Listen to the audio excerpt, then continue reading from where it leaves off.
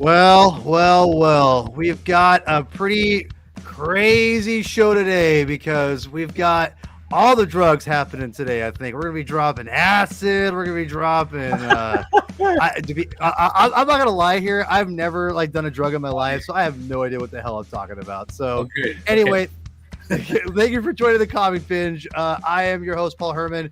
I am joined today by two very special guests, and I've hung out with them both number of times, more than once. I'm very excited. They have a new independent comic book coming out. I'm super stoked to get it all together. So without further ado, without me wasting too much time, I'm just going to get right into it here. And here we go. I am your host, Paul Herman. I am joined by Alex Brand. Hello, sir. Happy to be here. Thanks, Paul. Oh, you're welcome. This is like your fourth time. It is. I always I find this to be a safe space for my emotions. Thank you, Paul, for providing that for all of us. Well, Alex, you're always invited. You're one of the 5 people. I'm like, if you wanted to come on, I'd be like, yeah. Even if there's 8 people, I'd be like, all right, we got to get Alex on. Alex is you're royalty. Really great. It's great. It's great to be here. It's great to be back.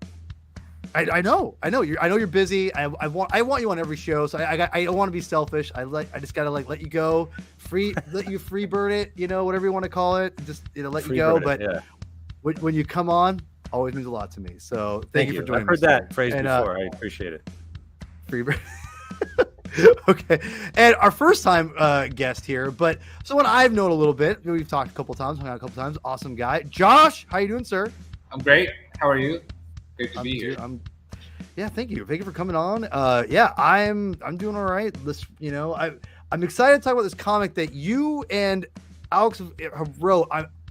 So for people that don't know, you guys you co-wrote together this great comic called Hashman.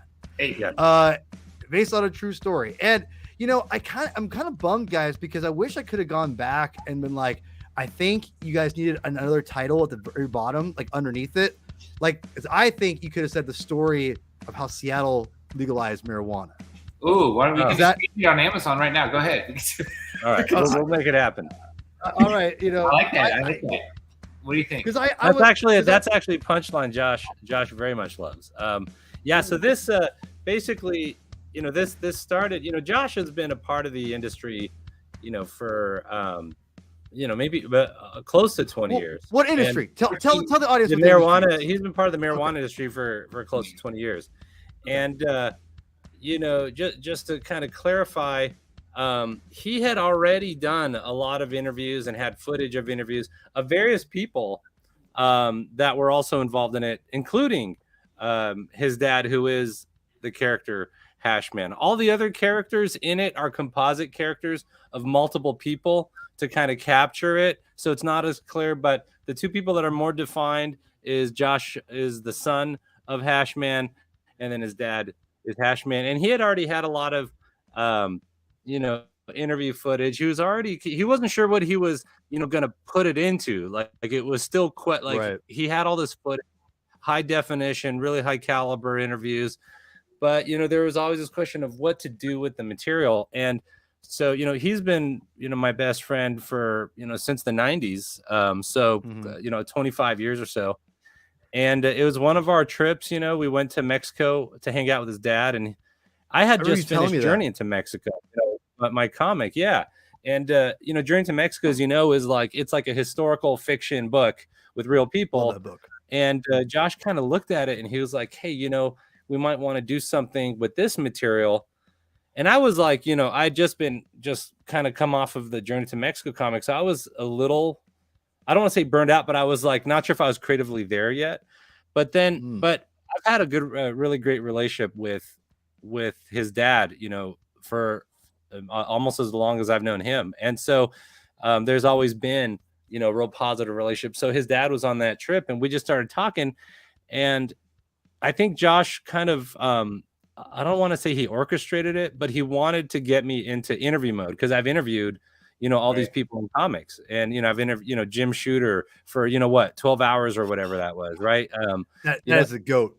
That podcast was a goat. I've seen this guy interview. He has an interview talent that's rare. No, he's great. There was this moment in Mexico when there was like, my dad was in the mood and the trip was kind of like semi-derailing for a variety of little reasons.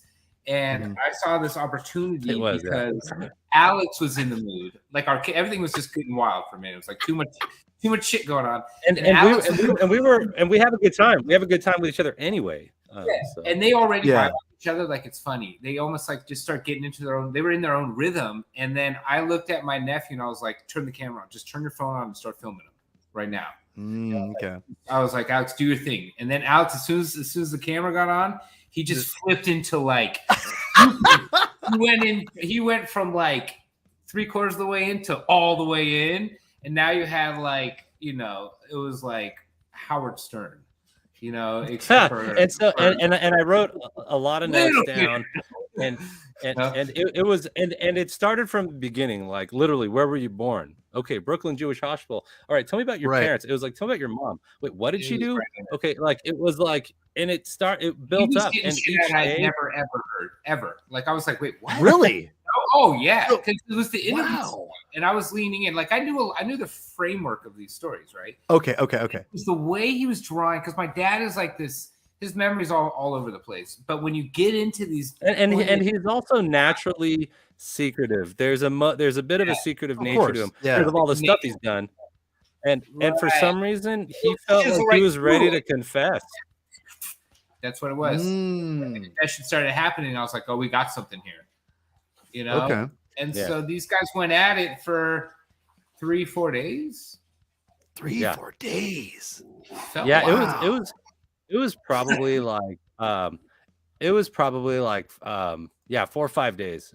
Basically what happened was, and each night it was like for 6 hours or something. Like it just kept going, and I was so curious about what would happen next. And then we wrote the notes down, and then I looked at Josh, and then I showed him Journey to Mexico again. We showed his dad, and I said, I think Josh and I can make like that.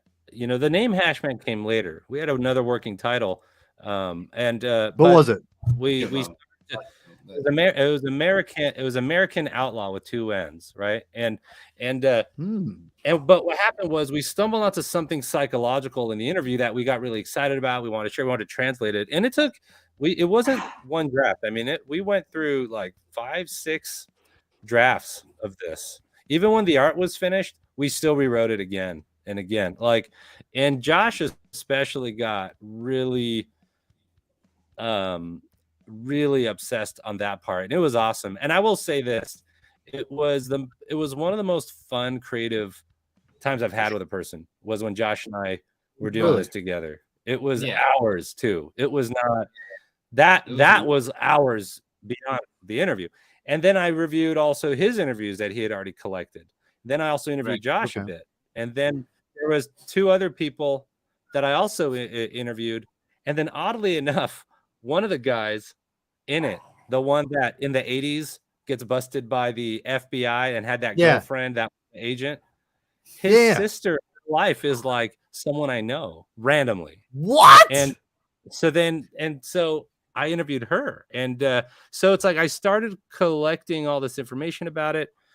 And then I would run it all by Josh. And then Josh, he was really good at grounding it into a crime element, I think. And then I would grind it into like, how does it interlock in telling that story? And then we would almost switch roles, and we would kind of, it was interesting. Like even though you think you're doing the one thing and he's doing the other thing, then we would switch, and suddenly he's doing that and I'm doing the other thing. And it was fun. It was so much fun.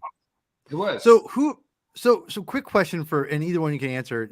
Did you, Alex, mainly work the script out, or Josh, did you also work on the script? Like, me and him both did the script together. Absolutely. Alex had a better idea about framework.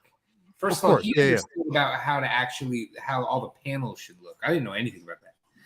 That was my question. Do that part. I would say like the panel layouts. Now the artist did a lot of stuff too, but then I would almost have to Be like, look, you know, and I was the one in communication with the artist, basically, to make the panel layouts relay that story in a way that flowed to a reader. So that Right. and so before Josh would revise anything, I had to make sure that stuff was straightened out first. And then I would go through and go look at the art and say like this art doesn't make like that art doesn't work, and then me and Alex would work on the art and then get it back to him, and then he would clean it, you know. And then the same thing with the writing. Like I would go through and rewrite it, and then he and I would look at the writing, and then we would fix it and make it fit into everything, you know. So it was hard, but yeah, fulfilling.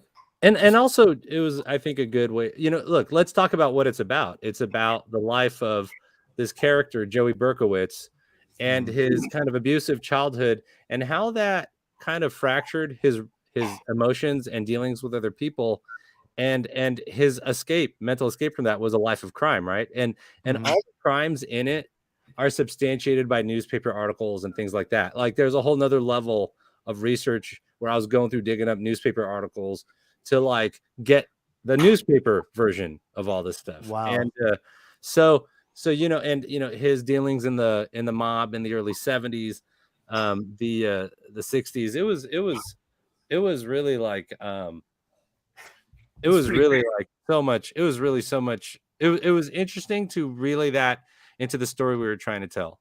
And so the crazy thing, like just to add this to an element to it, it's growing up, I didn't know any of it. He didn't tell me any of this all the way through graduating college. Wow. And then it was, I went to a baseball game. One of the characters actually came up and like kind of helped influence him even telling me. And it wasn't until I was like 24, 25 years old. So he kept it the whole time. Like, yeah, and what you're talking about, who we have in the book, is the Gary Friedman character, right? He actually came up. And it was the Gary Friedman character's sister that I knew. So okay. So Josh, and I know, like, knowing Alex, you know, you're gonna know comic books. Like, you're even if you're not really into them, he's just gonna naturally gonna take that from him. I know that he's a true blue comic book lover. I mean, obviously, you don't have a name like comic book historian, excuse me, and just for fun, like Alex is the real deal. I tell people that all the time, like he is the real deal. Nice. Thanks. It's the truth. But I'm curious, you going into this project, because I know like you guys are best friends and you guys shared this experience, and that's really awesome.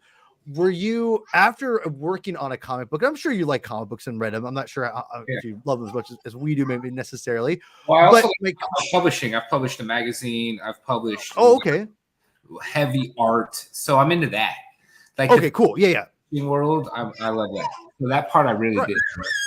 Yeah. So like, I guess my question is to you, now that you've gone through the creative process of writing comic books, how does it change your opinion at all now after working on them? Like, does it make you want to do it more, or you're kind of like it's same, or does it make you kind of appreciate that whole like process a little bit? Like, can I talk about that a little bit for us?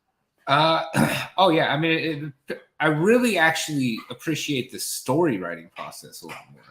Like before I started this, I didn't fully grasp what that meant. Now, after doing this, I understand like the next one, how the type of project I'd want to actually write. Because that's something that just where you can get into different kinds of meat by keeping it tighter, more succinct. Like this is like a Forrest Gumpian kind of tale. Yeah, exactly. Yeah. We're not like digging into too much. There's only so much character development we can do. So that part was really enlightening. I mean, I learned a lot. I learned a lot from Alex. I learned a lot for sure from Alex, just about structure of comics and the visual structure and the box structure and all that. And I mean, I went into this just being a total rookie, right? With just like, but having some ability to generally tell tales. That's it. And a good math, Yeah. So does it make you does it make you want to read comics more? Like, and look at them differently now? Oh yeah, and I do, and I read a lot of comics with my daughter. Like that's awesome. So that's we bond over that, And Aw. I like learning a lot from reading those, even simpler comics, how the framework is so perfect. Like I really like the framework now is something I grasp completely differently, like how you want to move in and out of things quickly, and How every page, yeah, and how like when I, and I've only written a few pages. I've written a lot of scripts, but I've published one like 6-page thing, and my buddy's working on the other 6 pages now. Hopefully, knock on wood, he gets it done this month. One of the things that I appreciate about writing comics, and Alex, you can chime in with this too, sir, whenever you want, is that the layout of a page, like, and this is one thing I was talking to a friend of mine. Or no, I was talking to you, Alex, about this yesterday. We were DMing about it, or texting about it. The one thing about the medium of comic books that I think people just don't appreciate so much is that you can dwell on the moment, and you can really like just sink in and just dwell and have it affect you, and Right. as long as you want it to do it, right? Whereas obviously a film, like film and comics are very similar, but the difference is a film is, obviously a little more accessible because it's not staying put. You're showing the audience what you want, but you can't stop. You just keep moving, Right. keep moving. And what people don't get comic books, and I think that they just don't take it for granted, is that there's moments of the comic that you can look at like on a page when you're it's not really a good example necessarily, but you get to see like the example of what a layout can do and what the last panel is supposed to show you. Like every page is a mini story. It's not just, it's like a book where it's like you don't really have to worry about what happens on the end of the page of the page 5 and going into page 6 necessarily. You're just writing the book, right? You're just writing the novel.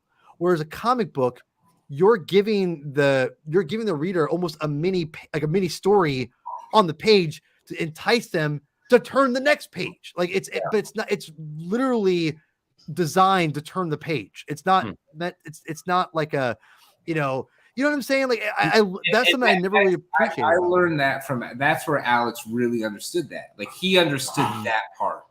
Like this is how flow works. This is how you want to keep the story moving. Like we got to do this here. Like that, right. Like he was kind of like the macro director in that essence. Because for this media, I had actually very little experience. Right. Like Alex, talk about your experience, because you've now, I mean, forgive me, you've written. Is this your second or third? Is it second or third? I always forget. Graphic novel, second one. Okay, officially your second one. Okay, so and for people who don't know, I should have got the picture for this, by the way. I didn't. But a journey into Mexico, which we did. That's how we met. Basically, I wanted to interview for that. You reached out to me and you're like, "Hey, I really like this." I was like, "Hey, this is cool." It was, and that was great. Before I really had any presence on Twitter at all, and you were like the first person that ever reached out on me there. Is really nice. So you became like my really good buddy there. You're my good buddy, Alex. We're beyond Twitter now. We're beyond Twitter. That's no, true, that's right. No, but one of the cool things but then something to just kind of hammer out about Hashman is that that then in this life of organized crime, and through the overall twists and turns of it, and trying to go legit, and then the draw of the addiction of the hustle to go back into the medical marijuana industry and the legalization industry, it became almost like this draw to re-enter it, but utilizing a skill set that a lot of people didn't have, because he was the real legit criminal from the 70s. And so by using a lot of that skill set, he was able to, with Josh and a couple other guys, as we show here, really take the medical marijuana and the legalized marijuana world to a whole nother level, and partially because of his skill set as a criminal decades before that. So that translation to an illegal lifestyle to the legal life, and then emerging of the two into the final act, I found it fun to psychologically link all that stuff. Josh and I had a blast doing that. And and also that historical that stuff in here, like the bust of 73. I mean, we have newspaper articles that substantiate it. He sold he sold, hash to Jimi Hendrix. Like this stuff. Is that legit? That was my next. That's Well, legit. he became kind of like a liaison to the downtown high and mighty crowd. Like when they pop into town, him and his crew were the guys they were scoring from. Okay. They were the backstage guys. We were trying to show that through the going through, but in generally that became the lifestyle.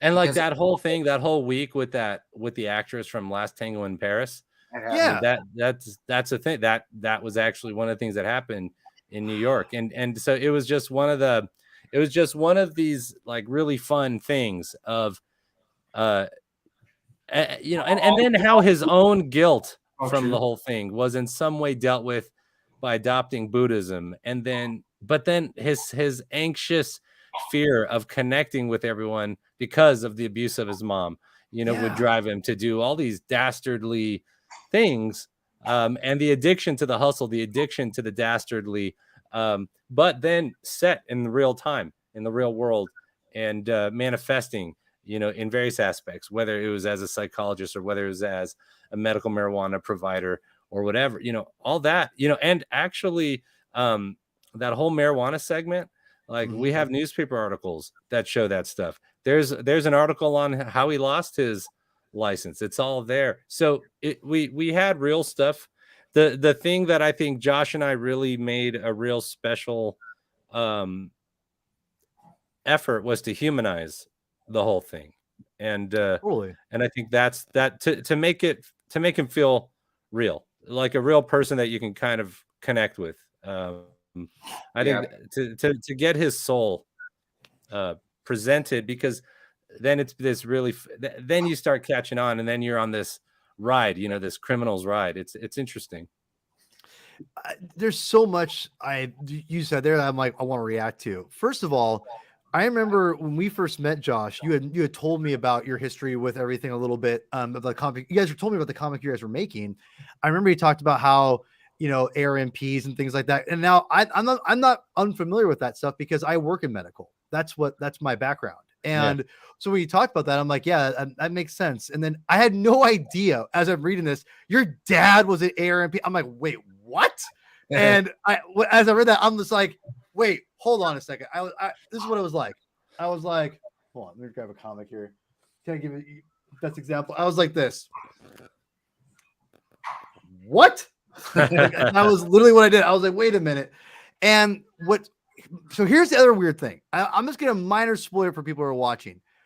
How he gets his ARMP is and that whole background. The crazy story of the whole book, honestly. Yeah, dude. Honestly, all that part. So there's certain aspects of that movie, Catch Me If You Can, that are in there. Certain aspects of the movie Blow. It's like that he's like a combination of these kinds of people, wouldn't you say, Josh? It's like that you could, because they're structured very similarly, those kind of stories, these stories about criminals and using the whole system, utilizing the system to your advantage to escape punishment, but also then to turn it around and be even more dastardly later. I find that I find it fun. Okay. This is very different from anything in my workspace, but because Josh and I have been friends, and because me and his dad have this interesting connection, I was able to tap into that, and me and Josh were able to hash this thing out. So, wow, he couldn't resist. No, listen. Okay, I have to ask this. Okay, and you both can help me answer this, especially because again, I don't want to get too much into this, but when your dad's describing what the ARMPs were meant to do, like what their role was at that time of when he was out, I just was like, wait, it was meant for cops? Like what? It's just, I'm like, because ARMPs now are a completely different animal. It's a legit there's a monster, especially in Washington, in certain areas. Yeah. Well, think about this too. I mean, I work when you go to our urgent care, like it's or a primary care. A lot of them are ARMPs, and so like when I know there's legit, like one of my good friends, his wife who's a nurse, who's getting her nursing practitioner license, ARMP, and I'm thinking, as I'm reading your comic, I'm thinking about that. Like, how is this the same thing? Like, what? It's just, I can't even explain it to you. Can you? Someone explain this to me? How in the hell does that happen back then? Like, I can't comprehend this. Well, part of the whole, it depends on whatever sorts of deals you can get, when it comes to some sort of criminal charge. And so if there is some effort from the attorney to present the defendant as someone that's, legitimately sorry and wants to advance his career in a positive way, you can kind of use that. And there were weird programs in the late 70s that allowed this that are now discontinued. Well, right. Yeah. But because of the weird stuff that we show, the abuse of the whole thing that we show, and that's probably one of my favorite scenes. No, the cops. Yeah. Here's the take home from it all, though. Is like when growing up, we always knew he had some kind of weird angel on his shoulder, some kind of weird thing where he would always be like a half step ahead, and right behind him there was like a catastrophe going on. Like that was always, we didn't really understand how deep it went. So that's sort of what we were showing here. Like it's like there's explosions everywhere around. Like the energy is insane. Like he stumbles into this kind of madness. Like people have that knack. Like my life has been good and wild, but nothing like that. Like, and the thing with him is it's like he's all risk all the time. Right. Like a hard line on that. That's the rush. That's the Josh. Rush, I know some. Again, I won't divulge much of your own background, because I don't know what you want and don't want it to reveal. But you're right. What you've told me, I could see where you guys mirror each other a little bit. But one of the things that you guys, I thought, did a great job of showing for his life, and you bring up a great point, that chaos is always behind him, but he's never a part of the chaos necessarily. Right. Like he sometimes gets caught in the crosshairs, but not really. It's like even at the end, he never quite gets all the way. He's able to kind of eke out something out of it. Yeah, But one thing that with just like he like a good friend put it best. He said, Joel, he might lose his sleeve, but he'll never lose his shirt. That became the thing with with that character. Like sometimes he'll get a little hurt, but he'll always be able to keep rolling. So that's my question to you, because I'll be honest, guys. Like the world of smoking marijuana and any kind of drugs, I've never been a part of.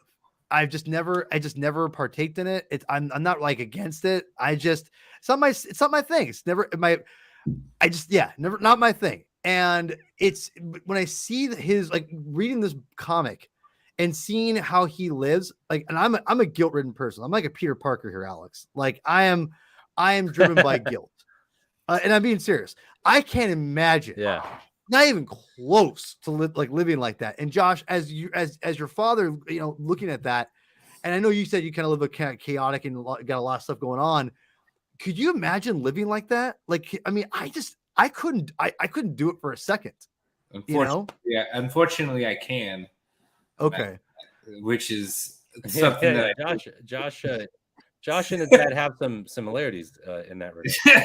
That part, okay, fair enough. Imagine, unfortunately. I'm sorry. No, it's okay. Like, and we all choose our own path. But I mean, growing up, I was the nerdy kid, and Josh was the cool kid. I mean, that's how it's always been. That's how we actually. I was both. Our story is we were in college together, and we were rowers together. And I don't know how much you want me to. Rowers. I'm going to tell the story anyway. I don't care. Do it. And Alex was a fourth year, and I was a first year, and I was like having a hard time adjusting to the curriculum and the early mornings and everything. And freshman year, and I was from an inner city high school, and it was rigorous. And so the coach of the rowing team said, "Okay, this guy right here is the smartest guy on the rowing team, so he's going to." I can believe it. Yeah, I mean that's literally what he said. I mean, it's a rowing coach. He's not very eloquent about it. He's like, he's the smartest. So he's going to teach him. He's going to teach you how to not fail. And I was like, okay. I'll take That's anything fair. help I can get. And Alex kind of looked at me and was like, okay, let's do it. And so we it started, and it was, so we were in my car in the mornings in the crew team just talking about life and stuff, and then at night we'd do homework together. It was fun. Right. Aww. Yeah, we developed like a kinship, and then it was I lived an outsider wildlife, but I had like this love for the sciences and school. But Alex was a truly gifted student who kind of wanted to know a little bit more about the outsider life. So we bonded up. He taught me, we kind of had an exchange of a cultural exchange. I get you. I get you. Like how to I get you. School, and I taught him some things about what I do, and it was great. Oh yeah. So that's sort of our kinship based on that. We understand each other's lanes, like I respect how he works and his style, and I feel like I know it better than anyone. No, totally. And at the same time, he knows my nuances better than anyone. So we kind of have like it's a respect for each other's idiosyncrasies. Which is what usually you need in a partnership. Right.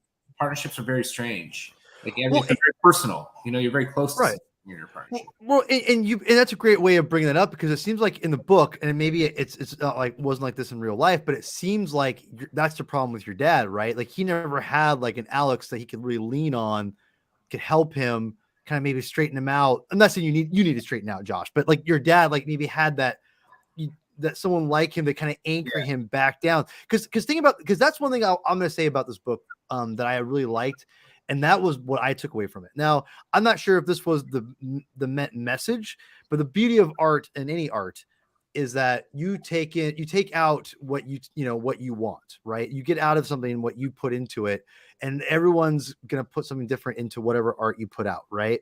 Right. And for me, when I finished reading this comic, and now I have a 2-year-old daughter, and and again, I had talked to you guys before. I identified some of the things in this book that both you and your dad went through. And I can tell you that reading this comic, when I was done, the biggest thing I got out of the comic book itself was, is how important, loving and having a loving establishment or of something, like some kind of love foundation, and how that unconditional love is so crucial to people that people don't realize. And that seems like what your dad was missing. Like you brought like Alex, and I mean, I know you guys are like brothers. That's what, he seemed like he was missing, was that unconditional love that he just didn't have from his mom. His dad his dad seemed passive and just kind of not. Now one thing that Josh has that from his mom. True. And from me too. But he has a mom that was nice, as opposed to his dad. Yeah. Well, my mom's an angel, which is like my and she's presented in this as the angel that she really was. Yeah. And on top of being an incredible artist, which we did, all that's true. She had a really successful career in that. And so that's kind of the balance of my life. Like I'm half that, and then the other half of me, I just want to make. But in a sense, though, his dad feels like his mom should not have given him that unconditional love, because in his sense of strength and animosity creating strength, he almost doesn't look highly upon love like that, right? That's my point, though, is like gross. What was that? It's complicated and morose. It's sort of like it's deeply complex. But here's the thing. Would he? I'm sure he would identify with if he had a loving, or he had more loving things around him, like an Alex, like your mom, like if he had that growing up, he obviously wouldn't turn out, I'm assuming, the same way as he did. And that's the thing that I took out from everything, because he was always seeking out like this kind of like this thrill, because there was nothing at home for him.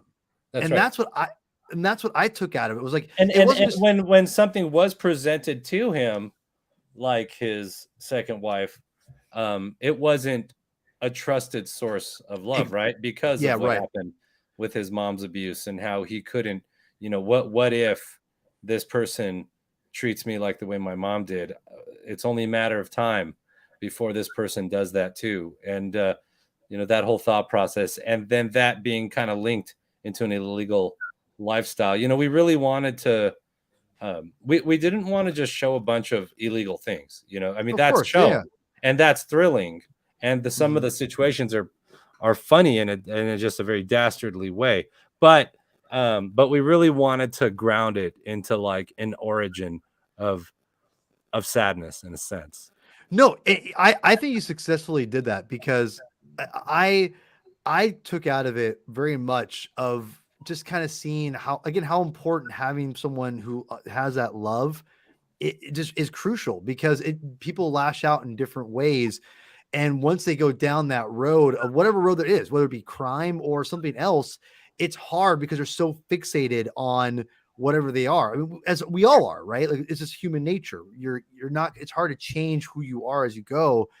It just sucks because you see him like kind of make some of those mistakes as you guys present in the comic book, like with Josh when again I talk about the beach scene here when your mom's calling out that's not it oh I gotta find it here, sorry guys, when your mom's calling out your dad and he's like I do all this and he's doing all that and he's trying to justify this not being a present father for for different reasons, and it's just like it just feel bad for him because it's like it's not just affects it seemed like it didn't just affect his relationship with women but like his affect his relationship with his children, it seemed like, and so it's that's what that to me I felt sadness, like I felt bad and felt sorry for your dad because I'm sure he like has more money than I'll ever look at in my life, and but it just sucks because like he'll never. I don't know if he'll ever have that like that feeling that I have where I'm like, man, I just love what's going on here because I don't know if he ever could sit down and absorb it. I don't know. It just seems like he just couldn't do that. He like mentally could not do that. It's just that's the impression that I got reading the comic book, which you guys I thought did a good job of. Great insight, because I think you really nailed it. Like that is his plight. It's that it's the unsettled feeling, the uncomfortable feeling of never really knowing where to place your emotion. Yeah. And not really knowing how to accept love and how to really be a part of that cycle. It's it's something that he unfortunately like he keeps working at it, and I will give him credit for that. And even now, as he's down in Mexico and kind of retired and getting more and more calm, like he's learning things, even in his older age, about being more accepting, which most people just know, and he'll discover it, and it'll be like something. He's like childlike. It's interesting. Like he lets his dog lick him on the mouth and like on the lips now. It was like a funny breakthrough because because he wouldn't let, and then he's like, now I'm more let my dog love me the way he, like that's cool. Like, I'm a dog. And that was the point of that first page with the dog. Right. Right. I have love, and he was always had love, like men love their dogs, but like he's got this sort of like he's got this thing. There's a vibration in him. Now remember, this is a real hardcore meditator. Like he doesn't just kind of sit. Like he still sits courses every year. He's doing it. He's sitting 40, 50 courses his entire life. Every day he meditates. Wow. He's doing all sorts of new age sound bath. I mean, he's all into it, So he's got the mysticism side, but it's cracking away at a really, really like a barnacle. Like and the point of this page is this dog. The dog thing is look at the center. Yep. Okay, 9-panel grid. Yep. Yep. Right. Yeah, pretty much. And, 10, technically 10. And then if you see, yeah, it's 10. We made like this. I know. I know. I'm just being. But if you look at that center, the center, 4 there is where that's his old life. That's exactly. He that dog is like, oh shit, this guy's gonna kill me. And he's about to bash that dog's face in, but there's that moment of I have to care for my dog. I just got to save my dog, and that's that moment where you see like this is the first page. Whoever this guy is got some inner demons, but there's a humanity that is kind of there still. And could you tell on the second page of it that was me sitting with him, Paul? Oh, yeah. I mean, Okay. I of course. I mean, come on, Alex. Come on. What are you taking? There you go. Come on now. Come on. There you go. It's- Yeah. it's- So yeah, yeah, that was that me. was Yeah. one of the things. That's one of the reasons why I picked this page. And Josh, I'll let you kind of tell a story if there's a story here. I just want really quickly. I thought this was a great way of showing, foreshadowing what he is in the story, because, like you said, like there is the inner demons, but there is that core of him that's like the old him, right? That's like that anger. It's all that, but inside he is like he doesn't know, like you said, like we talked before, he doesn't know what to do with his emotions, and in the end, he can like calm down, but there is that inner demon inside of it. And you're foreshadowing everything right here, and I thought that was really beautifully done. And I thought a Oh, great way to cool. start the Okay. so Y- y- it was successfully done, in my opinion. Oh, good. Josh, So you felt that's what that did. Okay. Well, that's oh, what it was. absolutely. That's what we were trying to do with that. No, you nailed it. You nailed That it. that came Josh, from that came from a phone call.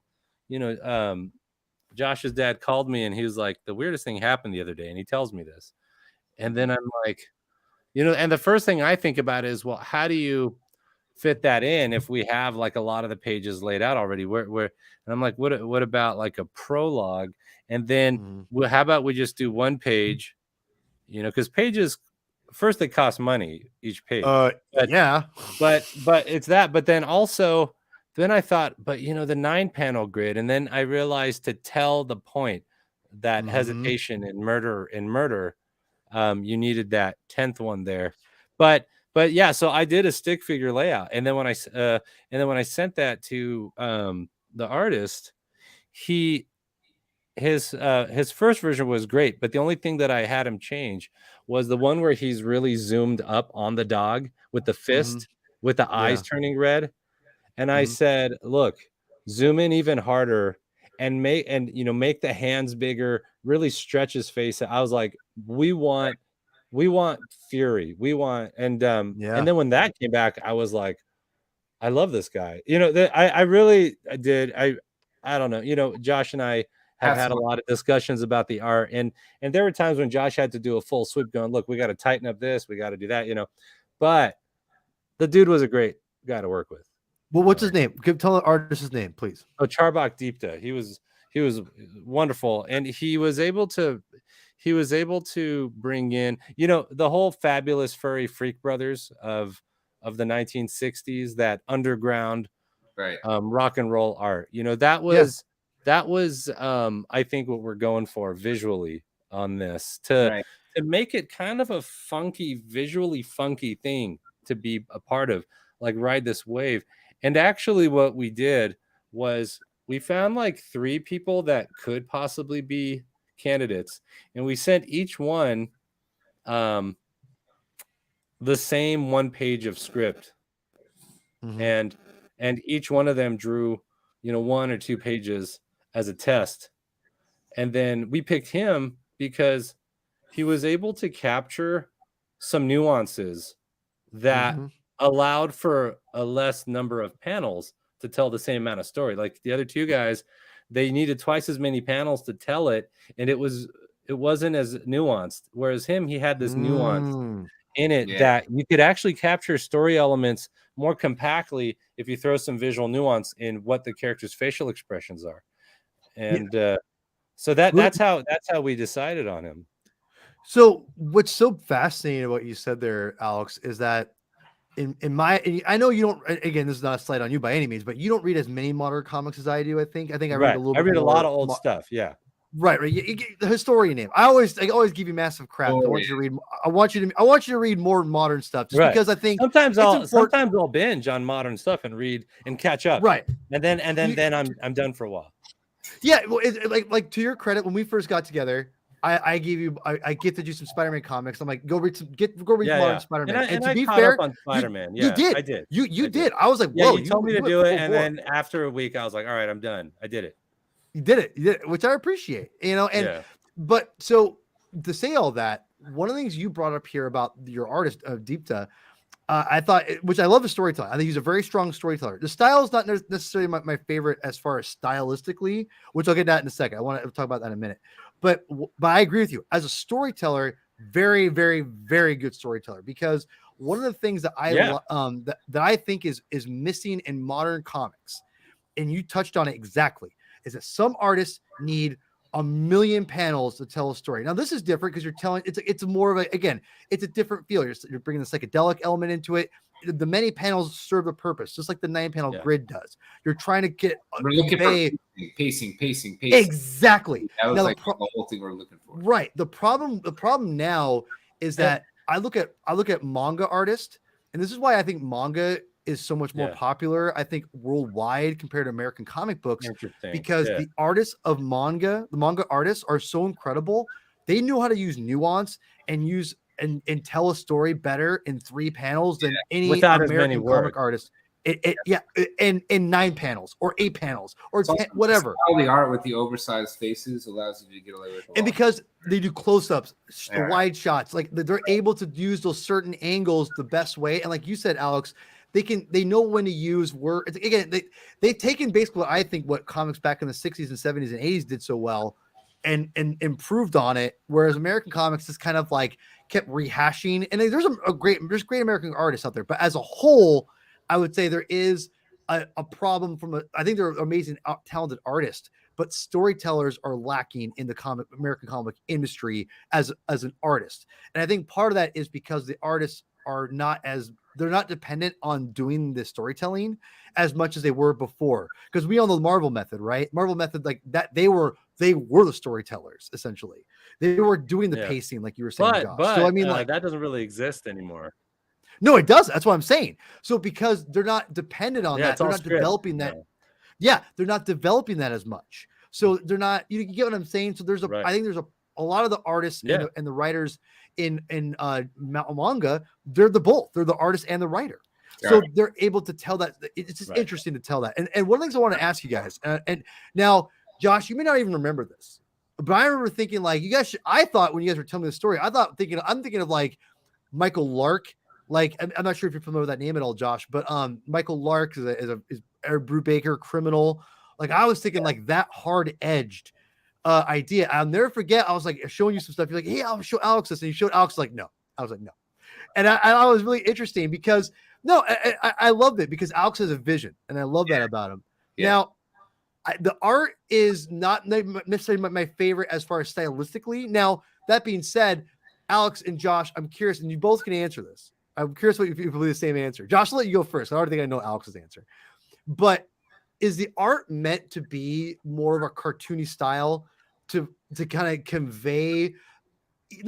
but ease you into the story of this illegal, like kind of dark world? Is it supposed to kind of lessen that, or is that kind of more of a coincidence? Like, talk about the art and the style of going that direction. Okay, so when we both agreed on Deep to like kind of simultaneously, right? We were both okay, like, right. Like it kind of was like that moment we were both like, he's got something. And for me, I think because I looked at it differently, I'm a fan of big, bold color. Like that's just how everything I've ever designed is kind of like that. My mom's whole house was like that. You know, I grew up around that. And so I thought he had really good control of like a certain kind of color aesthetic that when I go in, see, I'm an outsider, right? But when I go over to Fantagraphics, like that's what I'm looking at. Word. I'm looking at like what colors are pulling me in. Okay. Which styles are pulling me in from a color blocking standpoint, not just like he's using pink and orange, but like how's it blocked out? Like that's where I felt like he had, to me, that's what really brought me into his work. And then, you know, the pacing and stuff like that, you know, I think that's what we were lucky that it just, for me, that it worked out that way. And so like, there was that component. Then the other component that we really wanted to tell is like, it's the 60s, it's groovy. It has that vibe. Like there is the 60s going on in it. Like that's a big theme, late 60s, early 70s, right? So right. Of course. Yeah. And the other part is the India Buddhism Eastern component, which we felt like he absolutely drew better. I mean, like, look at that. Like he understood. It's a great page. Yeah. Fundamentally how to pack that in and how to bring that vibe into the whole thing. And that was just like, it just kind of sealed it up, you know? So it to me was never a crime story because I don't look at Joey like that. Like that's fair. Yeah. He's a guy who he's like if Forrest Gump came up the wrong way and was kind of smart. Like not, you know what I mean? Like, that's pretty good. I like that. That's a good point. Yeah. Okay. He just keeps stumbling through things. Like, and if you knew him, like most people that know him, he's the first guy to crack a joke. First guy, he's not like an angry guy, right? He's not a depressed, angry guy. Like he is, but like outwardly, he's got a whole vibe to him, right? And so that also he's got a persona. That had to come through. Like it's not just like this isn't a hard edge. We're not Italian mobsters here. There was none of that. There wasn't any of that in there. Like anytime the artist tried to bring guns in, we were like, get the guns out. Like that's not part of this. That's not what this was. Like, although there was one that stayed. There was one gun that stayed. and that is the funniest panel that we didn't even see, but we actually decided to keep it because it. What was it? Which one was it? It's toward the end when he's talking about his business with the dispensaries, and well, one of the funny things was like when him and his partner at that time had dispensaries and they would have like Eastern Buddhists baptize the place or whatever. But then you would see this random panel of like collecting money. But there was one where he had a gun in his hand during a collection moment. That being said, we kept it because there is still an element of truth to that. Money collections is a very serious thing in any world that has to do with either legal or illegal recreational drugs. The money collection is very serious business, and so that was the reason why we kept that, because those are things that actually do happen. It wasn't in any way a dramatization or a theatricization of it. That stuff actually did occur even in the legal marijuana world. So yeah, and it's not like guns weren't around. It's just that his character was not a gun guy. He had a Buddhist part where he really didn't. That's not who he is. But he controlled. His partners have guns. So it's not like the element's not there. That's not what we were trying to reflect. It's just funny. I was like, we didn't want a gun in his hand because he's not an enforcer. He was always the money launderer. His role wasn't the actual original cover. He was the brains. Cover. He had a gun. Yeah. His partner. He's the brains. He was the brains of laundering the cash. Not the brains necessarily of the entire operation. Right. But he's a brain. He's a brain of the operation. He's a very important sector, which he kind of like. That's what we were trying to show. And even like the stuff we were showing, how the laundering was going on. Like you watch a lot of shows, Ozark, for instance, where like you see how they're laundering. You're like, that's absolutely not how they would ever try to do it in real life at all. It's the most like that is the easiest. None of that is how it works, right? And so what we were trying to show was like a little better example of how it actually works. Like this is truly how they used to launder money. Like it was like you'd have to fly it overseas and then take it to like these attorneys that were just set up to do this in Hong Kong at the time. All that was true. So we're trying to show like it's much more complicated than you think. Oh, like, sure, yeah. Like just some kind of whiz bang, ping a couple of counts against each other. Like that's not how it works, So we were trying to get into like some actual more truthful elements of that part of the program, and we showed a little bit of it, but we were, I would love to show more. Like there's certain pieces of the story where broken apart, we could really dig in and tell some really cool tales, One of the things that I wish you guys did more as we wrap up here was dive in even more, I think, which again, you guys already had a lot. I think you did a great job of condensing of someone's life and having a narrative through line that shows you someone's kind of like you said, through the chaos, there's always chaos behind. He's one step ahead, and he's barely taking it, and it takes a toll on him. I love that. One of the things that I was like, man, I wish because I'm a Seattleite, but I think Seattle represents, I think, it's a bigger deal than just Seattle, because what it represents of the legalization of marijuana and medical marijuana, and really busting that thing all the way through, like wide open to where it's basically legal everywhere and now essentially almost. And I think also just the fact that when I'm reading it, I'm like, man, I really wish that like you guys would have dove more harder into like how much of a bigger deal this was for, I think, medical marijuana legalization and the future of that going forward. I mean, So well, the that's actually something Josh is working on something. Yeah. Like my apologies. that Okay. project is so much more complicated that it couldn't fit in.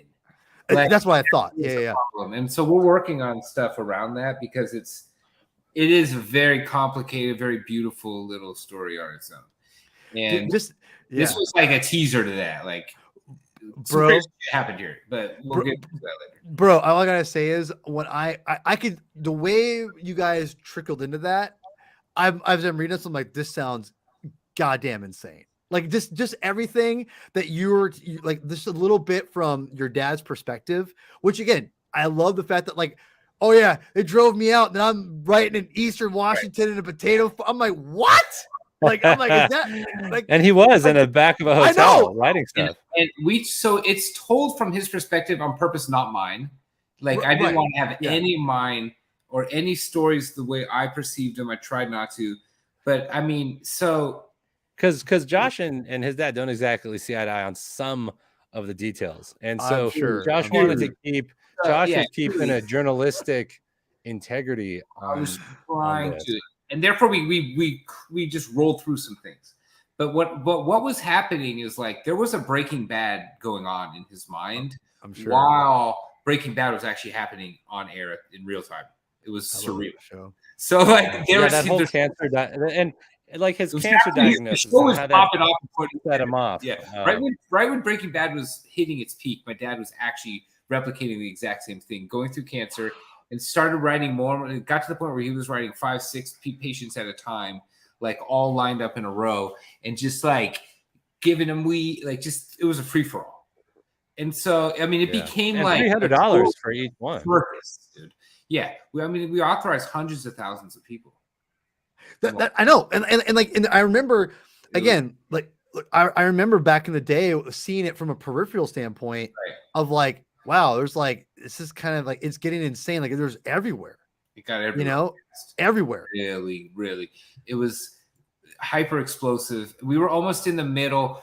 Like we poked a balloon, and then when it popped, like we were way too small to have. Like we popped right with it. You know, so like some good, a lot of bad, a lot of ugly, some beautiful, all the above. That's what happens in a success story, right? Quasi success story. It's a lot. It's like it's a cautionary tale as well, just as much. No, right? No. That's where I gotta tell you, man. Like I was that to me was like, ooh, like, and I figured there's probably more to the story that you guys were saying or something like. I knew there's something more to that because I'm like, this is where I'm like.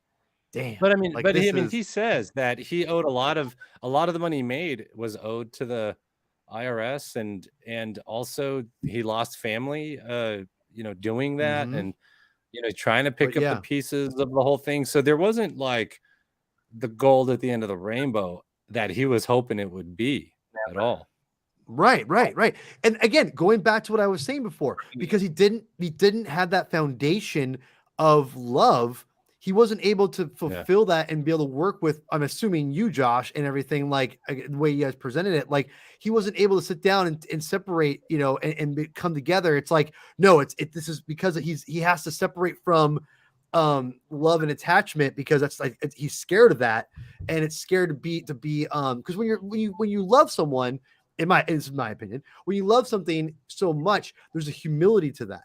And I think there's danger in that. There's a vulnerability to that, which is like not something your dad portrayed at all in that comic when I read, so there was, so with that, when you're in a partnership, even on that level, I can imagine it's just eventually when things go bad and you have to like hunker down. It's like, it's a pride. It's there's no humility at all. It's like, no, we got to do it my way because, whatever, The way it rolled out is that it was very ugly and it was very public. And we really just didn't go into it. Like, it was so bad and so publicly well documented and everyone knew it. It was kind of like we just didn't like, there was a lot of reasons why we didn't go too deep into all that.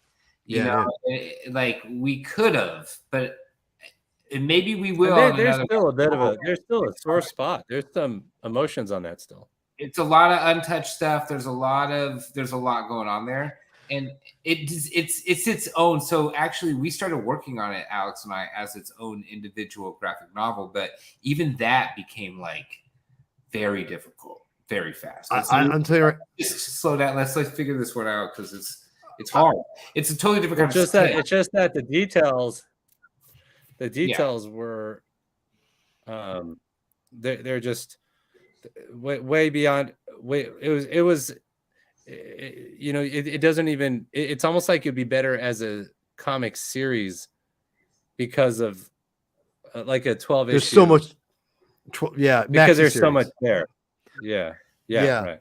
Well, listen, like I can, you know me, Alex. I've always got opinions and I've always got my ideas. So whenever you guys want some outside perspective, let me know, because I think you guys are sitting on gold right here, in my opinion. I think this is, to me, which I like this comic. I think as we're wrapping up here, I think Hashman definitely a really fun and interesting.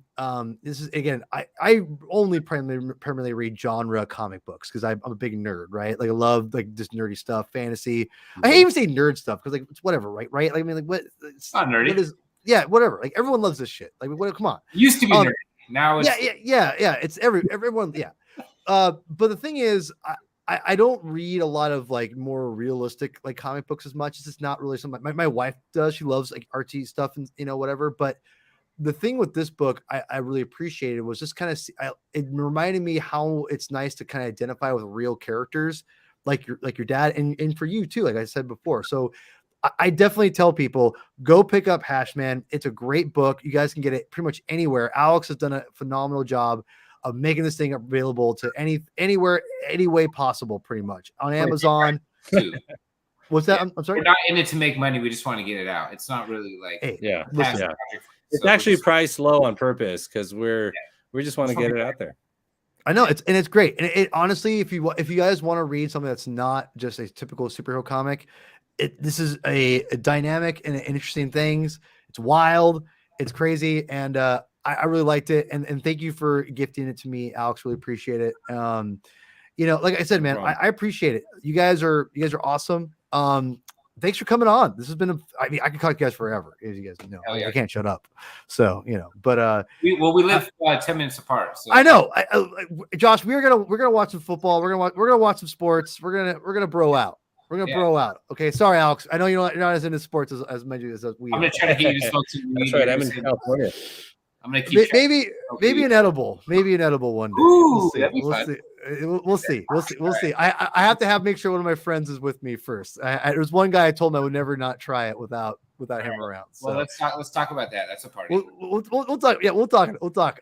Anyway, guys, again, thank you. I want you guys obviously tell where you can find Hashman, but where can they find you on social media? Josh, I'm not sure if you're on social media. I'm lightly. I took a light year, but I'm at Instagram at DOE.BERMAN Doe Berman.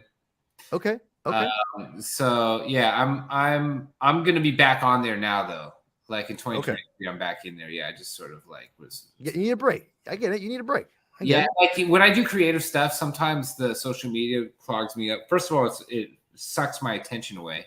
And I have such bad ADD that like when I like even writing this, like I need to really cut as many distractions away from me as possible just to finish this kind of work that takes different levels of the brain, you know? Mm-hmm. So ultimately, like I had to just take off all those apps off my phone and I get a lot more done. It's weird. What do you know? Yeah. Now I put it back on there, do some work, and then just do a little bit. Just that little dab will do you. People, I like the people. I got a lot of friends. You know, I get you, Alex. And then I'll make sure I follow you back for sure. All right, I'll hook you up on Instagram. I'll follow. I have 2 accounts. I'll follow you on both. Yeah, I appreciate. But seriously, man, like I always enjoy hanging out and talking with you. We always have a great time with the 3 of us. So I mean, I really appreciate you being like. Really quick story. You know, when I first met Alex, Josh was with us, and you know, I had no idea who Josh was, and he was a super rad, and we got along really great. So that I really appreciated, you know, making me feel not like a, you know, by myself, like with you guys being best buds. I really felt immediately kind of all, you know, part of the crew, and that's something that testament to you, my friend. So you're a very likable person. Well, so thank you. So are you. So Yeah, he is. He's I a very appreciate good guy. I appreciate that. So it wasn't too hard. Well, I appreciate that. Alex, you know, you are my comic book brethren. And you've been so generous to me and your time. And I know you are extremely busy, on top of a lot of things you do besides comic books.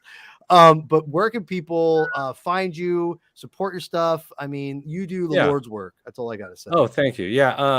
On Twitter, it's Comic Historians is my handle. And I'm always putting up random footage of comic history things, little videos. And then I'm also on TikTok as Comic Book Historians. Instagram is Comic Book Historians, and then there's a Comic Book Historians Facebook group as well. There's a comic book historian. He's like, there's a comic book historian's lunchbox. There's a comic book historian's beach towel. There's also comic book historian's t-shirts available on Redbubble. And this was actually published by Comic Book Historians. T-shirts, I know. Here. Like, yeah, you know. Yeah, that's right. Comic Book Historians is publishing Hashman. That's right. I wish there was like we could get like there's a legitimate like publishing aspect of the comic book historians, like of continuing, like not just you could, if there was a lucrative enough to where you wouldn't be putting your own money into it, but it'd be paid for itself. Like that's what I wish you could do, because I know you're committed to like putting out like comics. Like that is something that's what I love about you. And you I think the standards matter to me a lot. Like it has to, you have to feel like you bought something professional.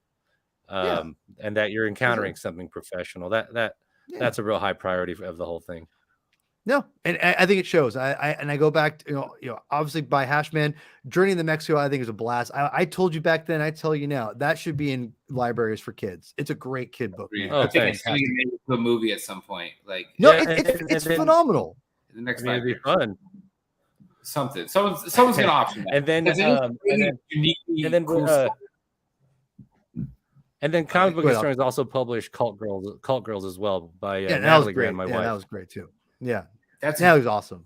That one's winning all sorts of awards and doing incredibly well. It should. Yeah. You know, I said before, you know, when I came in when I came into reading that book, for when you interviewed your wife, I was amazed at how the way it was structured, and I liked how she presented her story, but it was through.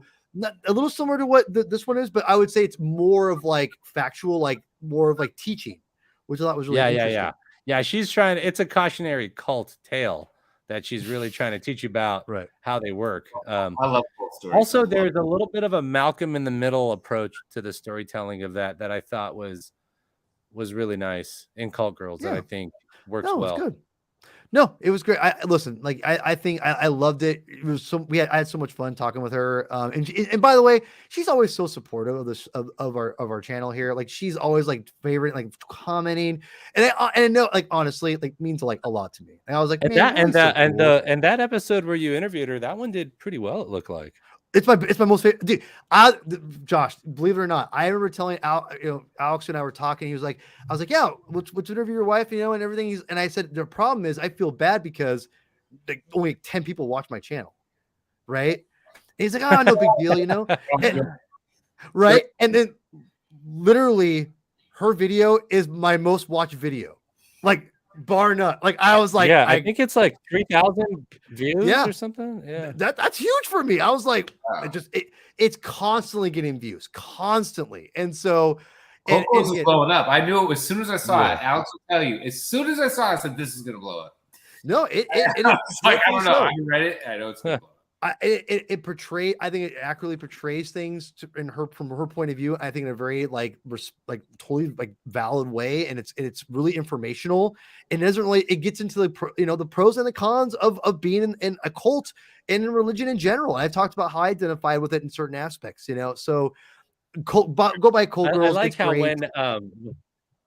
when that one started, Chris was in that interview with you. Yeah. And the funny thing was the way it was structured, the panel, her head was on the bottom center and yours and his were on the top too. And Chris made the funniest joke. He's like, I apologize that we look like we're two elders judging you right now. Like it was the funniest joke. Oh my god. And that was Chris is great. hilarious. Chris is great. Chris is fantastic. And it was like a I love funny, insightful joke where I was like, wow, it means that he really understood cult girls really well when he made that joke.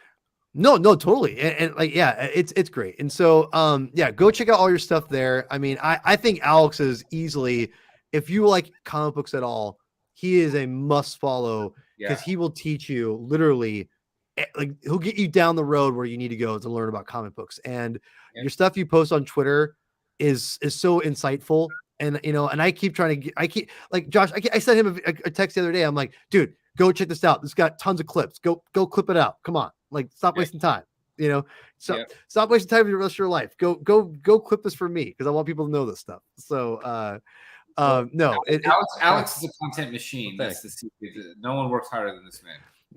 No, I trust me. I know. I know. It's amazing. He's amazing. So yeah, he's awesome. All right. Well, anyway, everyone, thank you so much for joining us. Go please. I meant to say this earlier. Subscribe. I mean, by the time people want to watch this part anyway, but subscribe, like, all that jazz. Really appreciate everyone's support. Our journey to 1,000 subscribers is still going, and I'm hoping it can be by the time March rolls around. Maybe there's a miracle of miracles. I'll get to 1,000, but we'll see. But either way, I appreciate it. It doesn't matter. I appreciate everyone's like, subscribe, comment. I appreciate everything. I just want to get the word out on comic books and the amazing medium that it is. So Chris isn't here, but I'll say it for him. Thank you for joining us. Read more.